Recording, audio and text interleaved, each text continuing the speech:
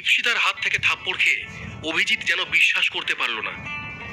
একে তো কোনো মেয়ের কাছ থেকে চড় খাওয়াটা তার কাছে অসম্মানের, তার উপরে আবার সেই চড়টা মেরেছে ইপ্সিতা, যাকে সে খুব পছন্দ করে। অভিজিতের মনে হলো আজ একটা ছেলের জন্য ইপ্সিতা তার গায়ে হাত তুলল। এদিকে ইপ্সিতা আর অভিজিতের মধ্যে যখন হাতাহাতি চলছে, তখন লাকি একটু ভয় পেয়ে গেল। সে তার জীবনে আর সমস্যা বাড়াতে চাইল না। লাকি তখন মনে মনে বলল, আমার এখন এখান থেকে চলে যাওয়াই ভালো। ভিতরে ভিতরে তার খুব বিব্রত বোধ হলো।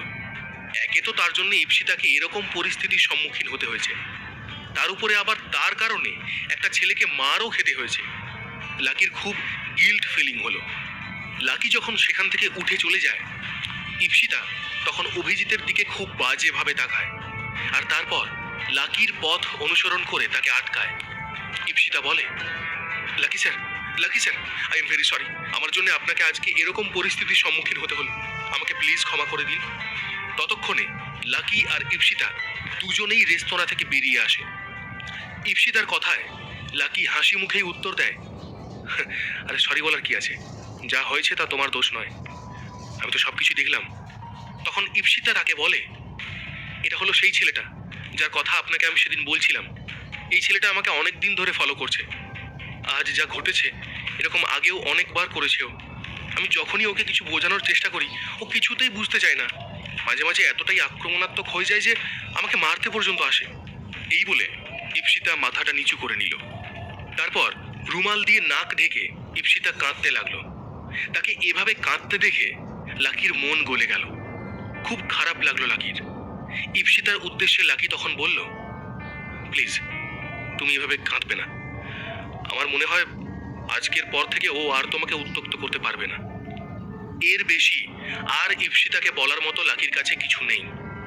ইপ্সিতাও ছুতো খুঁজছিল, যে কোনো উপায়ে তাকে লাকির আরও কাছে পৌঁছতে হবে।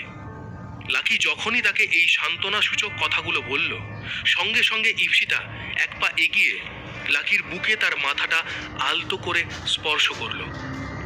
এবার লাকি পড়ল ভারী সমস্যায়। এই পরিস্থিতিতে সে কি করবে ভেবে পেল না। ইপ্সিতাকে সরাতেও পারছে না, আবার তাকে জড়িয়ে ধরতেও পারছে না। এদিকে লাকি তাকে দূরে সরিয়ে দেয়নি, এটা ভেবে ইপ্সিতার মুখে আবার হাসি ফিরল। তার চোখে জল থাকলেও লাকি যে তার কাছে আসার ব্যাপারটা মেনে নিয়েছে, সেটা ভেবেই ভিতরে ভিতরে খুব খুশি হলো ইপ্সিতা। আর সেই খুশি থেকে সে লাকিকে আরো জোরে আঁকড়ে ধরল। ইপ্সিতা যেন তার মাথাটা লাকির বুক থেকে তুলতেই চাইল না। ইপ্সিতার বয়স প্রায় 25 বছর, খুব সুন্দরী সে। লাকি খুব ভালো করেই জানতো যে ইপ্সিতা তার থেকে বয়সে বড়, তবে তার সৌন্দর্যে লাকি বারবার মুগ্ধ হয়েছে। তার ঠোঁট যেভাবে লাকির বুকের কাছে ঠেকল, তাতে লাকি যেন ভিতরে ভিতরে একটা আলাদাই অনুভূতি পেল। কখনো আবার তার সুরসুরিও লাগলো। ইপ্সিতার গায়ের সুগন্ধটা লাকিকে মুগ্ধ করলো। ধীরে ধীরে লাকি যেন নিজেকে ইপ্সিতার কাছে আত্মসমর্পণ করে দিল। ইপ্সিতা যত তাকে জড়িয়ে ধরল, ততই অবস্থা খারাপ হলো লাকির। লাকি আর থাকতে না পেরে নিজের হাত দুটো দিয়ে ইপ্সিতাকে জড়িয়ে ধরে। ইপ্সিতা তার মুখটা তখনও লাকির বুকেই রেখেছে। লাকি তাকে জড়িয়ে ধরতেই ইপ্সিতা মুখটা তুলে তার দিকে তাকায়। হঠাৎ যেন লাকির শরীরে একটা শিহরণ খেলে যায়। ইপ্সিতার মুখের মধ্যে সে যেন রাধিকাকে দেখতে পায়। মনে মনে লাকি নিজেকে মানুষ হিসেবে খুব খারাপ ভাবতে শুরু করে। তার মনে হলো কাল রাধিকার সাথে ভুল বোঝাবুঝি হয়েছে, তা এখনো মেটেনি, আর সে এর মধ্যেই অন্য একটা মেয়েকে নিজের বুকে জড়িয়ে নিয়েছে। এত খারাপ মানুষ সে। লাকি একরাশ হতাশা নিয়ে নিজেকে প্রশ্ন করলো, কি করছি আমি এখানে? বারবার লাকির নিজেকে ভুল বলে মনে হলো। রাধিকাকে ছেড়ে অন্য কাউকে স্পর্শ করা উচিত নয় বলে ভাবলো লাকি, আর নিজেকে দোষারোপ করতে থাকলো সে। আজ রাধিকার দুঃখের কারণ সে, তার কারণেই রাধিকা তাকে ভুল বুঝেছে। লাকি ফের মনে মনে বলল, আমার তো এখন নিজেকেই একটা থাপ্পড় মারতে ইচ্ছে করছে। আর যাই হয়ে যাক, যে কোনো মূল্যে লাকি রাধিকাকে হারাতে চায়নি। এত একটা ঠুনকো কারণে যদি রাধিকাকে সে হারায়, তাহলে সেই দুঃখ রাখার জায়গা থাকবে না লাকির কাছে। সে ভুল করেছে, আর সেই ভুল তাকে মেনে নিতেই হবে। লাকি আর থাকতে না পেরে নিজেকে ইপসিতার থেকে আলাদা করে নিল। তারপর বলল, ইপসিতা, আই এম সরি, আমার অনেকগুলো কাজ আছে, তাই আমাকে এখন যেতে হবে। এই বলে লাকি ইপসিতার উত্তরের অপেক্ষা না করে সেখান থেকে চলে গেল। ইপসিতা পিছন থেকে ডাকতে থাকে, স্যার, লাকি স্যার। লাকি আর কোনো কথাই শোনার বান্দা নয়। একবার তার যখন কিছু ভুল মনে হয়েছে, সে আর সেখানে থাকারই পাত্র নয়। এদিকে ইপসিতার আবার নিজের জন্য খারাপ লাগলো। তার মনে হলো অভিজিৎ আর সায়নীর কারণে লাকিকে এভাবে চলে যেতে হলো। ঠিক সেই সময়ই পিছন থেকে, দিদি, এই দিদি বলে ডাকতে থাকলো সায়নী। তারপর কাছে এসে সে তার দিদিকে বলল, এ কি রে, তুই যে লাকিকে নিয়ে অন্য রেস্তোরাঁয় যাচ্ছিস, সেটা তো আমাকে একবার নক করবি। আমি তো তোকে এ প্রান্ত থেকে ও প্রান্ত খুঁজে গেলাম, অনেক কষ্টে তোকে পেয়েছি, নাহলে আজকে আমাদের প্ল্যানটাই পুরো ভেস্তে যেত। ইপসিতা ইতিমধ্যেই খুব বিরক্ত। সে আরো বিরক্তি প্রকাশ করে বলল, বাহ বাহ, খুব বাহাদুরির কাজ করেছিস, thank you so much. Sayani যেভাবে দাঁত বের করে হাসছিল, তাতে ইপসিতার মনে হলো এখনই তার মুখে একটা ছুরি নিয়ে ঢুকিয়ে দিক।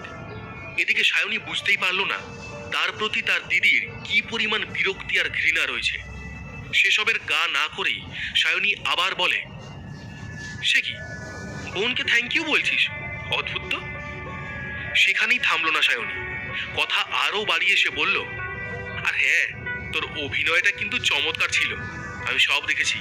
সত্যি, আমি যদি এই প্ল্যানিং এর পার্ট না হতাম, তাহলে বুঝতেই পারতাম না যে লাকির মতো একটা ছেলের জন্য তুই অভিজিতের সাথে ওরকম ভাবে ঝগড়া করেছিস।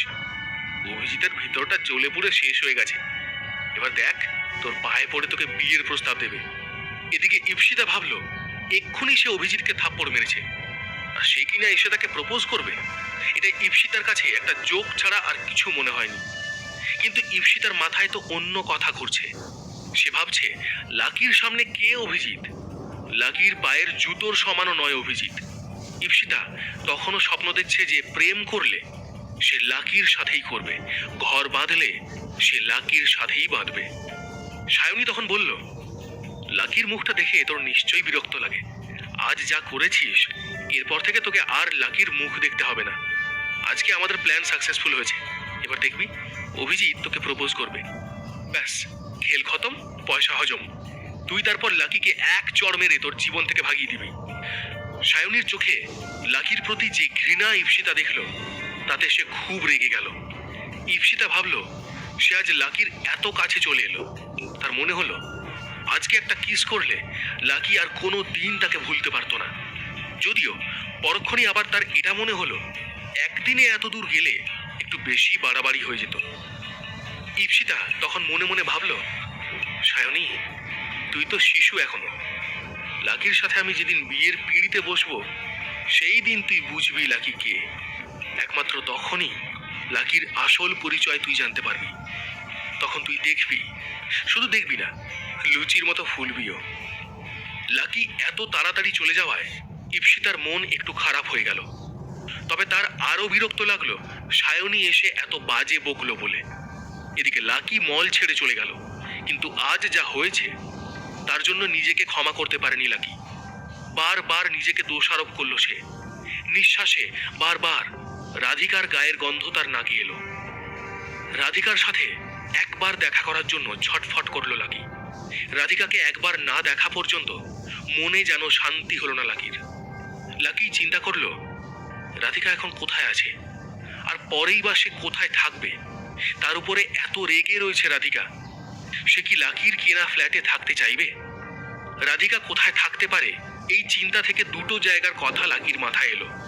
সে ভাবলো রাধিকা এখন হস্টেলের ঘরে থাকতে পারে, অথবা গ্রিন লিফ হাউজিং এর ওই ফ্ল্যাটে এসে যেতে পারে। যদিও দ্বিতীয়টায় থাকার সম্ভাবনা খুবই কম বলে লাকির মনে হলো। গতকাল তাদের মধ্যে যা হয়েছে, তারপরে আর রাধিকা ফ্ল্যাটে যাবে না বলেই লাকি ধরে নিল। সে যাই হোক, তবুও লাকি রাধিকাকে খুঁজতে প্রথমে গ্রিন লিফ হাউজিংয়েই যায়। রাধিকার সাথে চোখে চোখ রেখে কথা বলার সাহস নেই লাকির। লাকি ঈশ্বরকে ডাকলো আর বলল রাধিকা যেন তাকে ক্ষমা করে দেয়। আর সত্যিই যদি রাধিকা তাকে ক্ষমা করে দেয়, তাহলে সে এখন ফ্ল্যাটে লাকির জন্য অপেক্ষা করবে। এই সব ভাবতে ভাবতে লাকি গ্রিন লিফ হাউজিং এর উদ্দেশ্যে ধীরে ধীরে হাঁটতে থাকে। সেখানে পৌঁছে সে চমৎকার কিছুই দেখতে পেল না। ফ্ল্যাটে দরজাটা লাকিকেই খুলতে হলো। যথারীতি তার ভিতরে কেউ নেই। আর তখন লাকির হৃদয় ভেঙে গেল। তার মনে হলো রাধিকা হয়তো তাকে আর কোনোদিন ক্ষমা করবে না। ফ্ল্যাটের দরজাটা বন্ধ করে লাকি সেখান থেকে বেরিয়ে আসে। তার মনে হয় এখানে না থাকলে রাধিকা নিশ্চয়ই হস্টেলে থাকবে। লাকির ভয় হলো, রাধিকার সামনে দাঁড়ানোর সাহস হলো না তার। আবার রাধিকার জন্য তার খুব চিন্তাও হলো।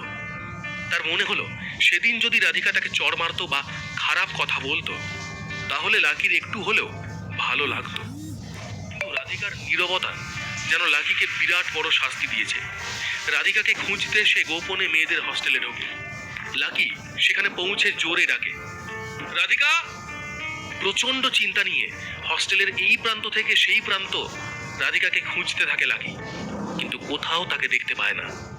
এমন সময় লাকি রাধিকার দুই বন্ধুকে দেখতে পায়, যাদের একজনের নাম জ্যোতি। লাকিকে দেখা মাত্রই রেগে যায় জ্যোতি। সে বলে, তোমার এখানে আসার সাহস হলো কি করে?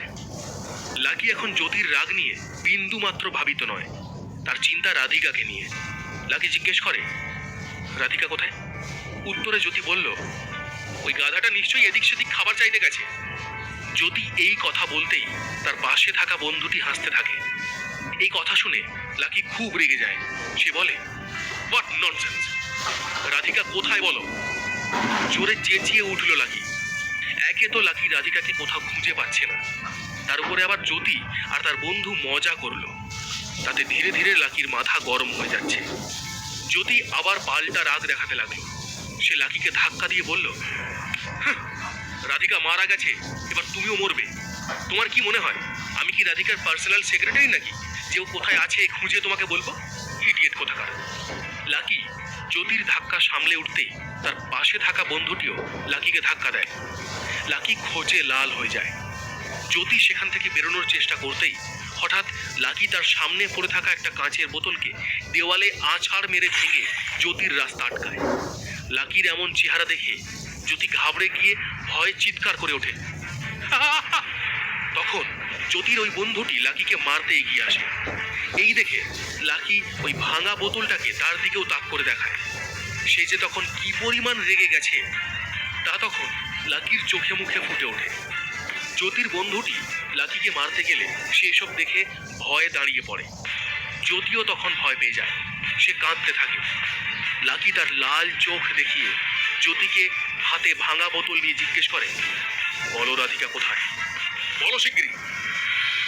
লাকির এই আচরণ জ্যোতির জন্য এক ধরনের ওয়ার্নিং হয়ে দাঁড়ালো। আজকের পর যদি সে রাধিকার সাথে খারাপ ব্যবহার করে তাহলে লাকি তাকে উচিত শিক্ষা দেবে। লাকি তার রাগ নিয়ন্ত্রণ করতে না পেরে জ্যোতির দিকে চোখ বড় বড় করে তাকিয়ে রইল। জ্যোতি সাড়া না দেওয়ায় লাকি আবার তার দিকে ওই বোতল নিয়ে আরো এক পা এগিয়ে গেল। জ্যোতি এবার আরো জোরে চিৎকার করে ওঠে। তার চিৎকার শুনে অন্য মেয়েরাও তাকে দেখতে আসে। লাকি আবার তাকে জিজ্ঞেস করে, কি হলো? কথা কানে যাচ্ছে না? বলো রাধিকা কোথায়? জ্যোতি কাঁদতে কাঁদতে উত্তর দেয়, আজ সকালেই ও কলেজ ছেড়ে চলে গেছে। লাকি তখন চিৎকার করে বলে, কি? লাকির মনে হলো সে যেন নিজের কানকে বিশ্বাস করতে পারছে না। রাধিকা যে এত বড় পদক্ষেপ নিতে চলেছে তা ভাবতেও পারেনি লাকি। রাধিকা কি সত্যিই কলেজ ছেড়ে চলে গেছে, নাকি এটাও জ্যোতির কোনো মিথ্যে?